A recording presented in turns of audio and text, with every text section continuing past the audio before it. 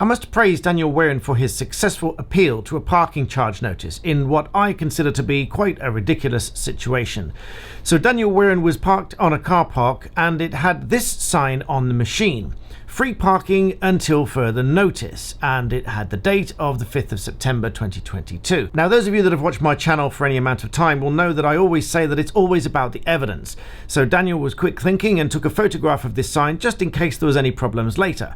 I've done exactly the same myself, and I've even taken the time to write to the parking management company in anticipation that they might try to issue me with a parking charge notice because the machines weren't working. Now, if any of you ended up in this position where there's a sign on the machine telling you free parking until further notice, it should stand to reason that there should be free parking until further notice and that you should not be issued with a parking charge notice if you fail to pay. Now, this is likely to be because the machine wasn't working at the time, or for any other number of reasons that the management company decided to put this sign up and allow free parking until further notice. If, on the other hand, it said no parking until further notice, then I would recommend that you don't park there and you find somewhere else to park. Because if it says no parking, then it's private land and it is not offering you the opportunity to pay for a temporary license to park your vehicle on the premises. So I wouldn't park there, and you would probably expect a parking charge notice if you did park there if it said no parking. In this case, however, it was quite plain that it was saying that there was free parking until further notice. So as I say in lots of my videos, it's always about the evidence. So I would probably even take this one step further and email the company in anticipation of any problems, attaching the photograph of this sign in evidence. And I would probably even try to call them if there's a phone number, just so I can ask them definitively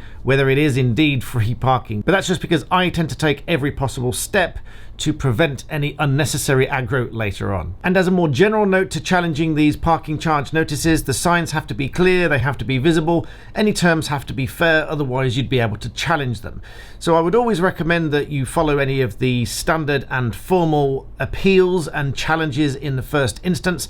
But if you're in this situation and you adamantly refuse to pay the parking charge notice because you believe there's a very good reason and you have the evidence, the company would ultimately have to sue you to obtain that charge from you. So I hope you found that interesting and useful. Please do like the video and subscribe, and I'll see you next time.